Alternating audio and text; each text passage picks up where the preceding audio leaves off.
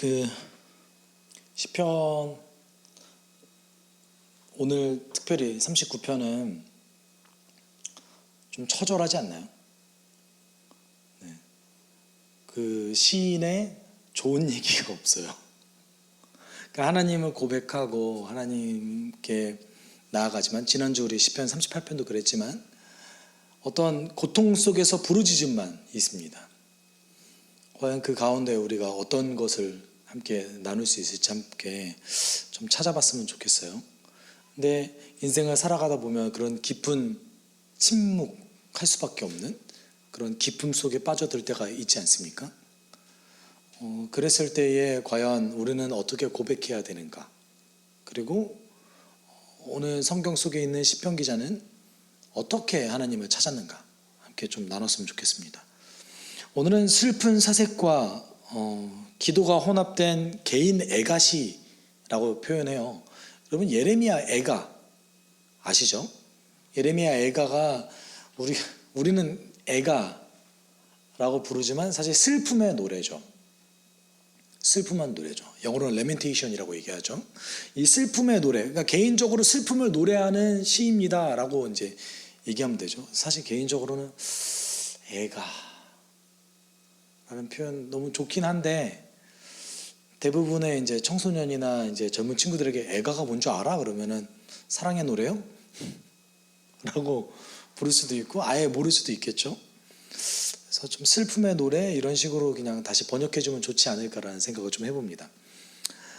또 어떤 분들은 시편 39편을 도움을 구하는 부르짖는 기도, 고통스러운 부르짖음 이렇게 표현하기도 합니다. 왜냐하면 처음부터 끝까지 고통이 표현됐기 때문인 거죠. 그리고 그 고통의 원인으로서, 주체로서 두 주체가 등장하는데, 하나는 악인이 등장하고 또 한 주체는 하나님 자체가 등장해요. 그럼 하나님 우리에게 고통을 주시는 분이실까? 좀 고민해 볼 필요성이 있는 거죠. 1절에 시인이 이렇게 얘기합니다. 내가 속으로 다짐하였다. 나의 길을 내가 지켜서 내 혀로는 죄를 짓지 말아야지. 악한 자가 내 앞에 있는 동안 나의 입에 재갈을 물려야지. 침묵하겠다는 얘기인 거죠. 근데 침묵해야 되는 그 원인으로서 뭘 얘기했죠? 원수가 첫 번째 원인이었죠. 그리고 두 번째는 그 원수로 인한 어떤 일이 발생한 것 같아요. 근데 그 원수를 뭐 원망하는 말을 하든지, 또는 하나님을 원망할 수도 있겠죠. 그런 말을 함으로 해서 죄를 짓는 것을 않게 하기 위해서 침묵한대요. 결론적으로는 이렇게 침묵함으로써 본인이 하고자 하는 건 뭐냐면, 본인이 원래 했던 그 길의 방향성을 지키고자 하는 거였던 거죠.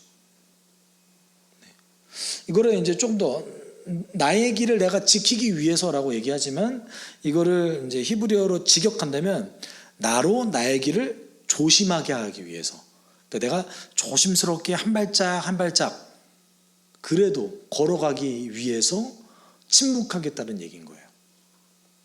여러분, 혹시 이런 고백해 보신 적 있으세요? 나는 그냥 입을 다물고 말지. 네, 나는 그냥 입을 다물고 말지. 근데 문제는 이제 죄가 될 만한 입만 담은 게 아니라는 거예요. 완벽하게 침묵을 했다는 얘기인 거예요. 문제는. 그래서 이 침묵의 결과가 2절과 3절에 등장하는데, 2절에 이렇게 얘기하고 있어요. 그래서 나는 입을 다물고 아무 말도 하지 않았다. 심지어 좋은 말도 하지 않았더니 걱정 근심만 더욱 깊어갔다. 가슴속 깊은 데서 뜨거운 열기가 치솟고 생각하면 할수록 우라가 치밀어 올라서 주님께 아뢰지 않고는 견딜 수 없었다. 그러니까 단지 침묵을 한다는 게 이제 단지 부정적인 것만 침묵한 게 아니라 긍정적인 것조차 침묵했대요. 그랬더니 결론적으로 어떤 일이 벌어졌어요? 더 상황이 악화되었습니다. 그리고 이제 도저히 참을 수 없어서 이제 병처럼 안에 있는 우라가 막 치밀어 오르고 너무 화가 나기도 하고 고통스러워서 하나님께 외치지 않고서는 견딜 수 없었다라고 이제 3절에 결론적으로 얘기하고 있습니다. 여러분, 우리가 어떤 고통에 대처하는 신앙인의 자세 또는 고통을 어떻게 이해할 것인가에 대한 이야기는 또는 가르침은 성경에 정말 여러 곳에 있어요. 그렇죠? 최초의 인간이었던 아담조차 자신의 두 아들이 결국은 한 명은 살인자가 되고 한 명은 살해되어져서 자신의 곁을 떠나는 모습을 지켜볼 수밖에 없었습니다. 고통을 아예 뗄 수 없는 인류의 그런 어떤 그 비극을 성경은 아주 현실적으로 이야기하고 있죠. 아주 현실적으로. 단 한 번도 성경의 인물들은 그 고통을 피할 수도 없었고 피할 수도 없었고 온전히 극복해내기도 쉽지 않았습니다. 그렇기 때문에 성경은 그 고통에 대해서 굉장히 많이 이야기하고 있죠. 아주 많이 이야기하고 있습니다. 그러면 성경이 어떤 성도를 이끌어 나가는 그 방향성을 할 때 여러분 어떤 것 같아서 오늘 이제 시편 기자는 아예 침묵했어요. 뭘 하기 위해서? 내가 죄 짓지 않기 위해서, 원수 앞에서 어떤 원수를 피하기 위해서 침묵했어요. 아마 성경에 그 성도들을 이끄는 방식이 아마 두 가지 방식이 있을 것 같습니다. 크게는 하나는 긍정적인 방향으로 이렇게 해라, 저렇게 해라 라는 방향성을 가질 수 있겠죠. 반대는 뭐가 있을 수 있죠? 하지 말아라. 어떤 게 여러분 더 중요한 것 같으세요? 여러분 보통 어떤 식으로 여러분 스스로 이끄십니까? 하지 마라가 더 많습니까? 아니면 하라는 것에 더 매력을 느끼시고 하시는 것 같으세요? 보통 교회에서 하라는 거는 뭐가 있죠? 뭐 엄청 많을 것 같진 않은데 하라는 거 뭐가 있죠? 말씀 읽으라, 기도하라, 그렇죠? 뭐 이것저것 뭐 절제하라. 그 다음에 또 뭐가 있을 수 있겠죠? 절제하라는 말이 오히려 부정에 더 가까울 수도 있겠네요. 아니면 뭐 교회 일을 하라, 뭐 사역을 하라, 헌신하라, 뭐 이것저것 많이 있을 수 있겠죠. 하지 말라는 게 여러분 뭐 있죠? 대표적인 것들이 과거에 우리 신앙 선배님들은 뭐 술, 담배 하지 않는 거를 얘기하셨죠. 그리고 또 뭐가 있었죠? 뭐 많이 있죠. 음란하지 말 것, 그다음에 불경건하지 말 것부터 시작해서 굉장히 과거에는 한국 교회 뭐 주일날 돈 쓰지 말 것. 혹시 예전에 다니셨던 교회가 주일날 돈 쓰지 말게 하셨나요? 네, 저 못 썼어요. 주일날 TV도 못 봤어요, 저. 제 또래 분들은 다 아시겠지만 주일날 8시에 항상 디즈니 만화가 했어요. 근데 저는 못 봤어요. 그거 보고 가도 됐는데 교회가 5분 거리였기 때문에 그거 보고 가도 예배 안 늦었거든요. 제가 못 봤어요. 그런 안타까운, 그럼 어떤 것 같습니다. 둘 다 중요하죠, 사실은. 둘 다 중요합니다. 둘 다 중요하지만 제 개인적으로는 그럼에도 불구하고 하나님께서는 조금 더 하나님의 백성들을 긍정적인 방향으로 이제 웬만하면 이끄시려고 하는 듯한 느낌이 저는 좀 있어요. 물론 숫자로만 보면 하지 말라는 명령이 더 많아요. 숫자로만 봤을 때. 근데 하라는 명령들은 조금 더 좀 중요한 명령들이 많이 있어요. 뭐 제사에 관련된 거라든지 회개에 관련된 거라든지 어떤 굉장히 그 신앙의 핵심과 관련된 것들이 많이 있다는 겁니다. 그런 의미에서 우리가 오늘 요즘 누가복음 함께 나누고 있는데 누가복음에서도 예수님의 어떤 사랑을 먼저 보여줌으로 해서 제자를 이끌고 계시죠. 그런 측면이 있다는 겁니다. 근데 오늘 이 시편 기자는 뭐라고 고백합니까? 하지 말라는 거에 집중한 거죠. 그래서 침묵했습니다. 상황은 더 악화됐고 하나님께 그런 힘조차 없는 상황에서 이제 도저히 이제 견딜 수가 없었던 거죠. 여러분, 고통을 맞닥뜨리셨을 때 어떻게 반응하십니까? 우리는 성도들 가운데 두 가지 반응이 있는 것 같아요. 첫 번째는 하나님을 원망하죠. 제가 왜 이런 고통을 겪어야 됩니까? 왜 하나님 저를 이 자리, 이곳, 이때에 제가 이런 걸 경험하게 하셔서 제가 이렇게 힘든 경험을 해야 됩니까? 이런 고백을 하시는 분이 계시죠. 반대는 어떤 일이 있죠? 하나님 때문에 제가 이 고통을 견딜 수 있습니다. 라고 고백하는 분들이 있습니다. 어떤 게 더 좋은 것 같으세요? 아마 다 후자라고 얘기하시겠죠. 근데 전자도 시편에 있어요. 막 이렇게 부르짖는 기도가 있어요. 그런데 저는 개인적으로 일단 부르짖는 게 중요하다고 생각합니다. 일단은 부르짖는 게 중요하다고 생각해요. 침묵하지 않고 내 있는 고통을 그대로 하나님께 올려드림으로 해서 내 감정을 그냥 내어드리는 거죠. 그랬을 때 이제 저는 시작이 있을 수 있다고 생각해요. 오늘 시편 기자는 그 시작을 한 거죠. 3절에서 그리고 4절에서 이렇게 고백합니다. 주님 알려주십시오. 내 인생의 끝이 언제입니까? 내가 얼마나 더 살 수 있습니까? 나의 일생이 얼마나 덧없이 지나가는 것인지 말씀해 주십시오. 여러분 뉘앙스만 보시면 죽기만을 기다리는 사람일까요? 지금 너무 고통스러우니까 하나님 이거 도대체 언제 끝나는 겁니까? 제 인생 속에서 고통이 사라질 것 같지 않아요 라고 얘기하는 걸까요? 아니면 여기서 자신의 일생이 지금 현재 내가 겪고 있는 이 고통스러운 일생, 이 고통 자체의 기간을 얘기하는 걸까요? 보통은 고통의 기간을 얘기하는 거겠죠. 여기서 얘기하는 그 인생의 끝이라는 단어는 원래 정확한 때를 분명히 전제하고 있는 단어예요. 종말이라고도 표현할 수 있는 단어인데 이 단어는 어떤 분명한 시점, 분명한 때 그거를 얘기하고 있습니다. 끝나는 시점을 얘기하는 거죠. 인생은 끝나는 것을 바라고 있을까요? 마치 욥이 자신의 생애를 저주하는 것처럼. 근데 욥도 자기가 죽길 바라지는 않았어요. 고통이 끝나길 바랬죠. 그리고 내 인생이 왜 이렇게 힘들까라고 굉장히 울부짖었던 뿐이지 내가 지금 죽기를 바랬다 이건 아니었던 것 같습니다.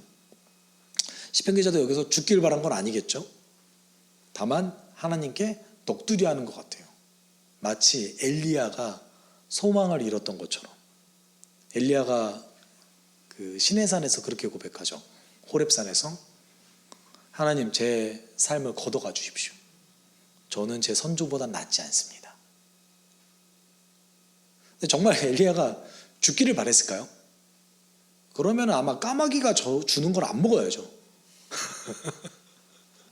그렇잖아요. 까마귀가 주는 걸 안 먹고 로뎀나무에 이렇게 누워있으면 안 되죠. 죽기를 바랬으면.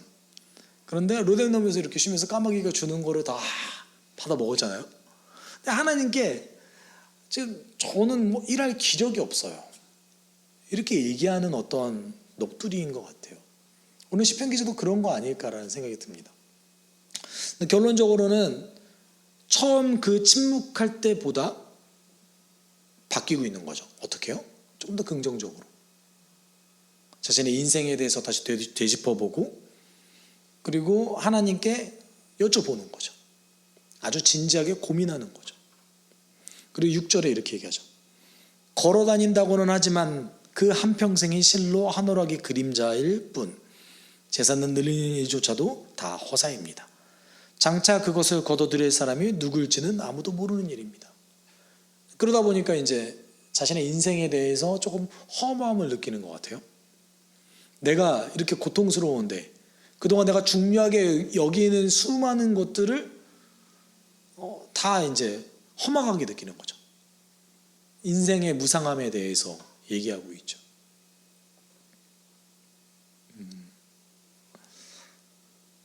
여러분, 우리가 이제 보통 중요하게 여기는 것들이 있잖아요. 저도 이제 가끔 미국에서 보면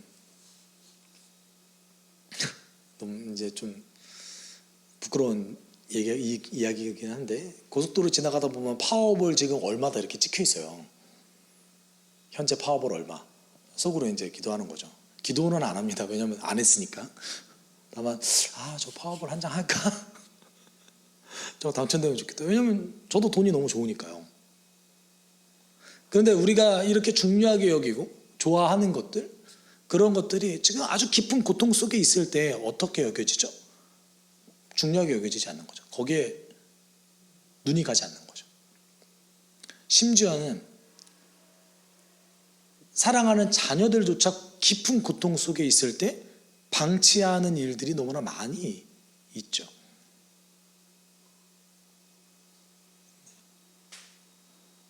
그것들이 이제 여러분 뭐 요새 현대 정신병이라든지 우울증을 겪는 분들께서 이제 육아를 했을 때 아이들을 뭐 케어할 수 있는 힘이 없는 거죠. 내가 아주 중요하게, 너무 중요하잖아요, 자녀는. 그런데도 불구하고 그런 힘이 없는 거예요. 아마 이런 무기력함을 호소하는 것이 아닐까라는 생각이 좀 듭니다. 무기력함을 호소하는 거죠. 그런데 이 시편 기자의 마음 가운데 이제 조금의 변화가 생겼습니다. 7절에 함께 고백할까요? 시작. 그러므로 주님, 이제 내가 무엇을 바라겠습니까? 내 희망은 오직 주님뿐입니다. 여러분, 깊은 고통 가운데서 자신의 인생을 다시 되돌아보고 인생의 허망함을 느끼고, 그리고 이제는 사실은 제 생각은 이런 것 같아요. 제 생각은 길이 없는 거예요. 찾을 데가 없는 거예요. 아무리 눈을 뜨고 막 여기저기 길을 찾아봐도 희망을 가질 때라고는 오직 하나님밖에 없게 되는 거죠. 우리가 깊은 고통 가운데 있을 때에 여러분, 하나님을 의지하고 의지 안 하고 차이를 떠나서 내가 하나님을 원망한다고 해서 그 고통이 사라지나요? 또는 하나님을 엄청 의지한다고 해서 고통이 사라지나요? 안 그럴 때도 많이 있잖아요. 근데 차이점은 있는 거죠. 어떤 차이점이 있죠? 그 고통을 수용하고 있고 그 고통을 견디고 있는 내가 달라지는 거죠. 그 차이점이 있는 거예요. 오늘 이 시편 기자도 인생의 그 무상함을 계속 고백하면서 자신이 하나님께 고백하는 그 순간부터 몇 절 동안 계속 그 인생의 그 허망함을 얘기하고 있어요. 왜냐하면 너무 고통스러우니까. 근데 이제 7절에서 하나님을 찾기 시작한 다음에 제일 처음 한 게 무엇일까요? 회개했어요. 내가 지은 그 모든 죄악에서 나를 건져주십시오. 나로 어리석은 자들의 조롱거리가 되지 않게 해주십시오. 여러분, 회개가 보통 우리는 죄 고백 또는 죄 용서함을 받는 것이라고 이제 생각을 하죠. 근데 여러분, 그 구약 성경에는요, 회개의 개념 가운데 세 가지가 동시에 포괄적으로 이야기되고 있습니다. 첫 번째는 하나님께 내 죄를 올려드리는 거죠. 그리고 두 번째는 내 삶의 방향성을 하나님께로 돌리는 거예요. 그리고 마지막으로 회복을 포함하고 있습니다. 그러니까 내 죄를 올려드리고 내 삶을 다시 반성하는 거죠. 그리고 나의 삶을 하나님께로 되돌리고 그것으로 인해서 회복까지 경험하는 것이 회개입니다. 사사기가 그것을 분명하게 얘기해 주고 있고요. 그리고 소선지서를 여러분이 읽으시다 보면은 그 내용들이 계속 나오고 있어요. 죄를 고백하고 방향성을 돌리고 그것을 통해서 얻게 되는 하나님의 그 은혜와 회복. 회개하는 궁극적인 목적이 무엇입니까? 나는 죄인이야. 끝? 그건 아니잖아요. 하나님 나를 용서하셨어. 끝? 그것도 아니잖아요. 이것을 통해서 내 삶의 방향성을 바꿈으로 내가 회복되길 소망하는 거예요. 그것이 이제 회개의 아주 궁극적인 목적인 것이죠. 오늘 이 시편 기자는 이제 회개하기 시작했습니다. 어떤 죄를 졌는지 모릅니다. 그리고 어떤 고통을 겪는지 우리는 몰라요. 다만 이 시편 기자의 마음이 변화되고 있다는 것을 오늘 시편을 통해서 표현되고 있다는 것이죠. 우리 10절에 이렇게 얘기하고 있어요. 주님의 채찍을 나에게서 거두어 주십시오. 주님의 손으로 나를 치시면 내 목숨이 끊어지고 맙니다. 지금 있는 수많은 고통들이 주님의 징벌로 생각하는 거죠. 그럴 수도 있고 아닐 수도 있어요. 물론 구약의 세계관 속에서 어떤 이스라엘 백성들이 범죄했을 때 하나님께서 뭐 이방 민족을 이용하신다거나 또는 직접적인 심판을 통해서 이스라엘에게 징계하셨죠. 그런데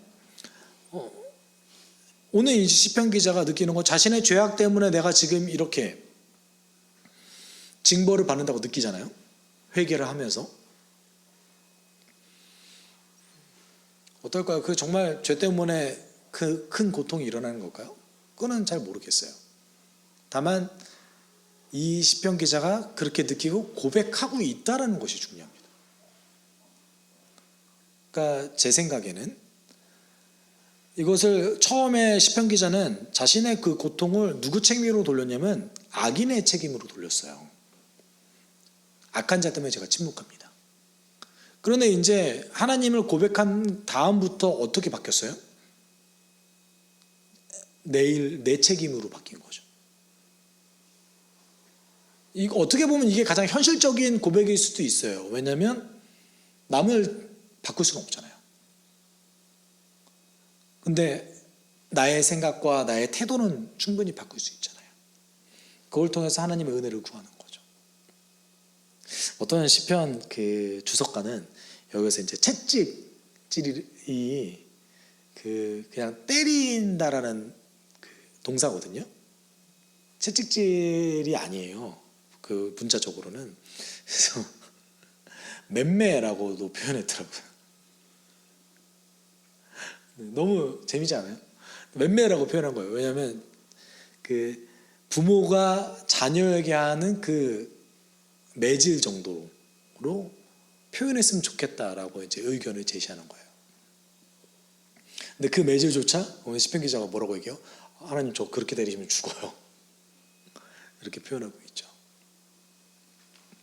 어찌되었건 아직까지 뭐가 해결되지 않았죠? 고통의 문제가 해결되지 않았어요. 뭐가 바뀌었죠? 시편 기자의 태도가 바뀌었어요. 여기에서 이제 회복이 시작될 거라고 좀 믿습니다. 그리고 12절에 이렇게 얘기하죠. 주님, 내 기도를 들어주십시오. 내 부르짖음에 귀를 기울여 주십시오. 내 눈물을 보시고 잠잠히 계시지 말아 주십시오.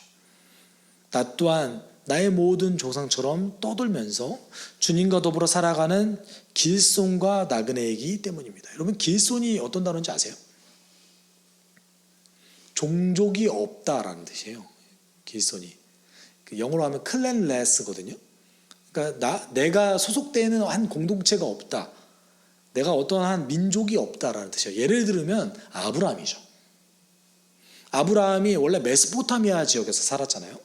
그러다가 이제 하란으로 갔다가 하란에서 다시 가나안 땅으로 왔어요. 근데 메소포타미아 민족이라면 사실 그 당대에서 가장 최고의 문명을 누리면서 살아갔던 어떻게 보면 우리로 따지면 문명인인 거죠. 자신의 종족도 있었고요. 그리고 하나님 외에 자기가 섬기던 신도 있었을 거예요. 그런데 하나님을 믿음으로 해서 어떤 일이 벌어지죠? 종족이 사라졌어요. 아브라함 자체가 이제 종족이 돼야 되니까요. 그 이야기를 하는 겁니다. 그리고 나그네의 삶을 시작했습니다. 정착하지 못하고. 근데 여러분, 여기서 얘기하는 이 시편 기자가 정말 얘기하는 거는 제가 볼 때는 그 소망을 얘기한 것 같아요. 왜냐하면 여러분, 민족이 없고 나그네의 삶을 산다는 것은 내 지금 삶이 굉장히 취약하다는 뜻이에요. 누군가의 공격에 굉장히 취약하다는 뜻입니다. 홀로 민족을 이루니까. 실제 아브라함의 그런 그 삶 속에서 어떤 공격을 당하거나 위험이 있었던 적이 꽤 몇 번 있었잖아요. 왜냐하면은 종족이 없으니까. 나그네로 살아갈 수밖에 없으니까 누군가의 강력한 적의 공격에 굉장히 취약할 수밖에 없는 거예요. 또 이스라엘 백성은 숫자는 많았지만 군대가 없었어요. 광야를 나오는 이스라엘 백성들은 그렇기 때문에 굉장히 취약했죠. 지금 이걸 고백하고, 나는 지금 공격이 취약합니다. 당신께서 우리 조상들에게 그 취약한 상태에 있게 하신 우리 조상들을 당신이 지켜주지 않았습니까? 제 기도 들어주십시오. 그것을 지금 찾고 있는 거예요. 이 시편을 적은 이 시편 기자는 종족이 있었을 거예요. 민족이 있었을 거예요. 그리고 이 시편이 다윗의 시편으로 알려졌습니다. 그럼에도 불구하고 지금 나는 나그네다, 민족이 없다라고 얘기한 이유는 정말 그게 없다라는 뜻이 아니라 지금 제가 누군가의 공격에 굉장히 취약한 상태에 있습니다. 하나님 저를 도와주십시오. 그리고 12절에 이렇게 고백하죠. 내가 떠나 없어지기 전에 다시 미소 지을 수 있도록 나에게서 눈길을 단 한 번만이라도 돌려주십시오.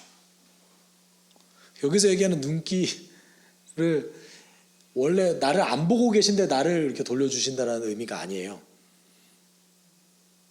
그런 것 같죠, 약간. 근데 이제 하나님께서 지금 나를 보고 계시니까 내가 힘들다 이 말이에요. 그러니까 이거를 보시지 마시고 딴 데 좀 봐주세요. 이 말은 이제 회개한 거죠. 회개예요. 내 죄를 깊게 보시지 마시고. 가끔 그런 기도 하시잖아요. 눈동자처럼 지켜주시고 이런 얘기 하시잖아요. 그러니까 눈동자처럼 지켜준다는 의미로 쓰여지지 않았습니다. 네. 보통은 이제 그 표현은 보통 이제 우리의 그 심중을 관통하는 하나님의 그 두려움을 표현할 때 쓰였던 단어들이에요. 돌려주십시오. 내가 미소 지을 수 있게. 관심을 거둬달라는 얘기일까요? 아까 얘기했던 그 채찍질을 거둬주십시오라는 뜻인 거죠. 당신의 징계가 끝나길 바랍니다. 내가 미소 짓기를 원합니다. 아주 쉽게 표현하면 고통이 사라졌으면 좋겠습니다. 우리는 여기서 한 가지 사실을 알 수 있어요. 어떤 사실이죠? 시편 기자의 태도가 변하고 있다. 하나님을 찾지도 못하고 있었던 이 고통 속에서 하나님을 찾을 힘이 생겼다. 이게 무슨 시작인 거죠? 회복의 시작인 거죠. 고통의 문제를 다루고 있는 성경의 어떤 전형적인 표현인 거죠. 사사기에 이스라엘 민족들이 굉장히 고통스러워했죠. 그때마다 어떻게 했죠? 처음에 하나님 못 찾았어요. 고통을 그냥 당하기만 했죠. 물론 그들이 범죄해서 고통을 당한 거긴 하지만 그래도 굉장히 고통스러워했죠. 그리고 어떻게 했죠? 하나님을 찾고 회개하기 시작했습니다. 그때 어떤 일이 벌어졌죠? 회복이 일어나기 시작했죠. 우리의 삶도 저는 이럴 거라 믿습니다. 여러분 중에서 혹시 지금 근심과 걱정과 고통이 있을 수도 있고 아닐 수도 있어요. 다만 문제는 우리의 문제를 해결해 주시는 분 또는 내 마음을 만져주시는 분은 하나님밖에 없다라는 사실입니다. 여러분이 하나님을 찾을 때에 우리 가운데 있는 나를 사로잡고 있는 현재의 근심과 걱정, 고통들, 그 문제가 해결되지 않을 수는 있죠. 다만 그 문제를 대하는 내가 변할 수는 있습니다. 하나님, 제가 요동하지 않고 하나님 찾을 수 있는 성도가 되게 주님 도와주십시오. 오늘 이 시편 기자처럼 솔직하게 하나님을 대하고 질문하고 그것을 통해서 하나님의 응답을 받는 내가 되길 원합니다. 우리 함께 이렇게 기도했으면 좋겠습니다. 사랑 많으신 하나님 아버지 감사합니다.